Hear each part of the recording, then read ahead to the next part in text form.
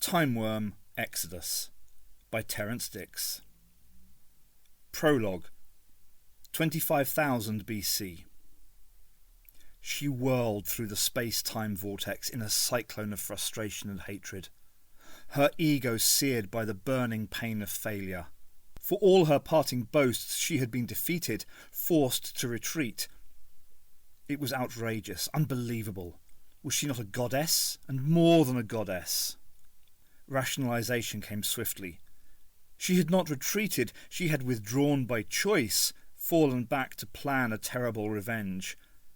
She examined the newness of her mind, that part of her which had once been, and in a sense still was, her enemy.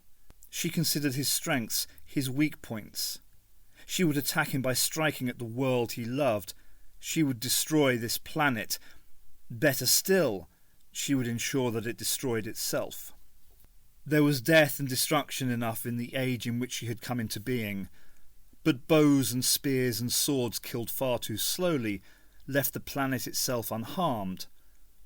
More devastating weapons were called for, and mankind would surely develop them. Free now to move through space and time, she began scanning the planet's future probabilities.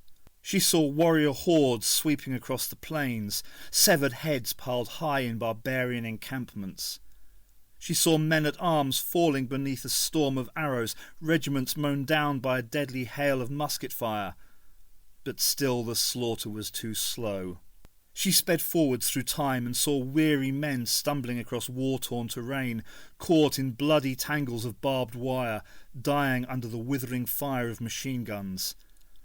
Death came with satisfactory swiftness now, but the threat to the planet was still missing. But soon, very soon.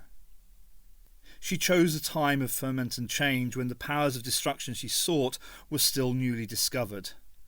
She chose a country defeated, humiliated, yet with an awesome potential for strength and unity and power.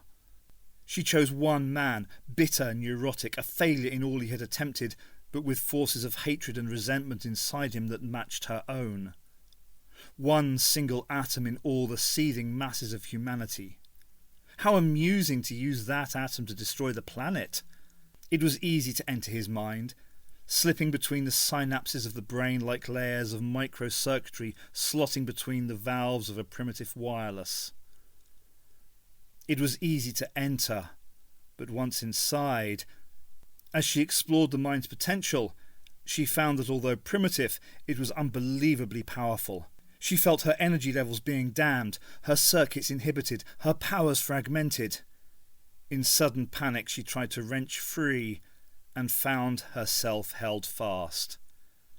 She was trapped in the mind of a madman.